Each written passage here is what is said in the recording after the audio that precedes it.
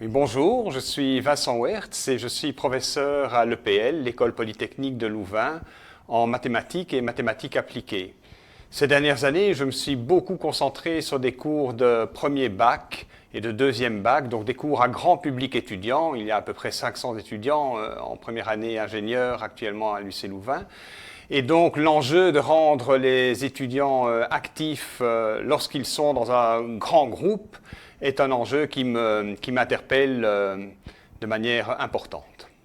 Très bien, merci. Et de quoi parle votre chapitre? Donc le chapitre s'intitule Être actif en mathématiques, c'est possible, et le chapitre décrit en fait le dispositif qui est suivi pour le cours de première année, le cours d'algèbre de première année d'ingénieur. C'est un dispositif qui a fait l'objet déjà de beaucoup de remaniements depuis d'autres cours précédemment organisés.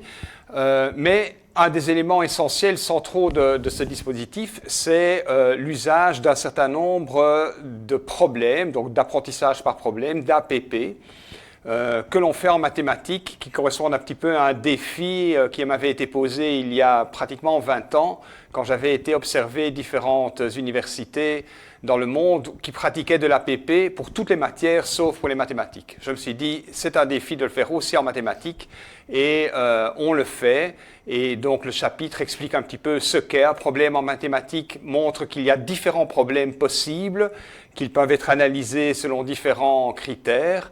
Et puis, il s'interroge pour conclure sur le fait de savoir est-ce que ça marche ?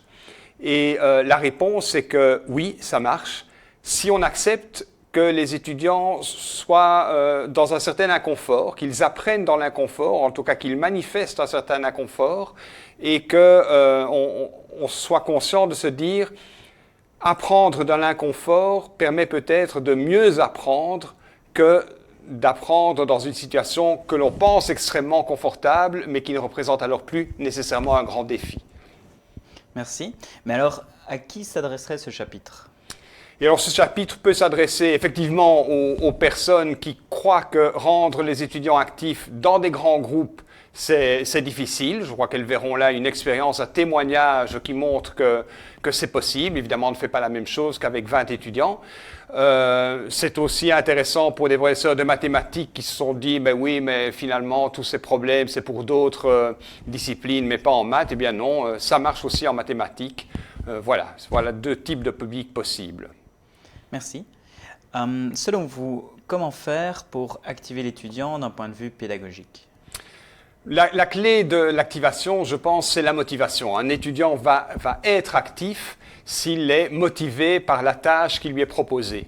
Alors cette tâche, elle peut être motivante parce qu'elle fait lien avec une activité professionnelle future, et l'étudiant est très concerné par son futur professionnel, et donc il en retire de la motivation. Ça peut être aussi simplement susciter sa curiosité en se disant « Tiens, est-ce que tu avais pensé à telle chose qui est un peu surprenante ?» Et puis alors enfin, la dernière notion qui est importante aussi en termes de motivation, c'est présenter à l'étudiant un obstacle, c'est-à-dire quelque chose qu'il doit surmonter et dont il pense qu'il est capable de le surmonter. Il ne faut pas lui mettre une barre de saut en hauteur à 2,50 m parce qu'il n'y arrivera pas, mais lui mettre une barre, un obstacle, et dire « tu peux le faire, tu peux y arriver ». Je crois que c'est une source de motivation et qui rend l'étudiant actif. Très bien, merci. Et finalement, quel conseil donneriez-vous à un enseignant qui souhaiterait débuter dans l'apprentissage actif? Premier conseil, travailler en équipe. Ne pas essayer tout seul, mais plutôt trouver au moins un collègue qui a envie de faire la même chose, parce que dans ce genre de transformation pédagogique, partager ses doutes, ses incertitudes, c'est extrêmement important. Et puis alors, se corriger mutuellement, se compléter mutuellement, interagir. Donc, travailler en équipe avec au moins un autre collègue qui a le même souci, pour moi, c'est un conseil extrêmement important. Et j'en ai un deuxième, qui est faire confiance aux étudiants. Les étudiants sont réellement capables d'énormément de choses. Ils et elles ont un potentiel énorme qui ne demande qu'à être activé, et donc il faut leur faire confiance. Merci à vous.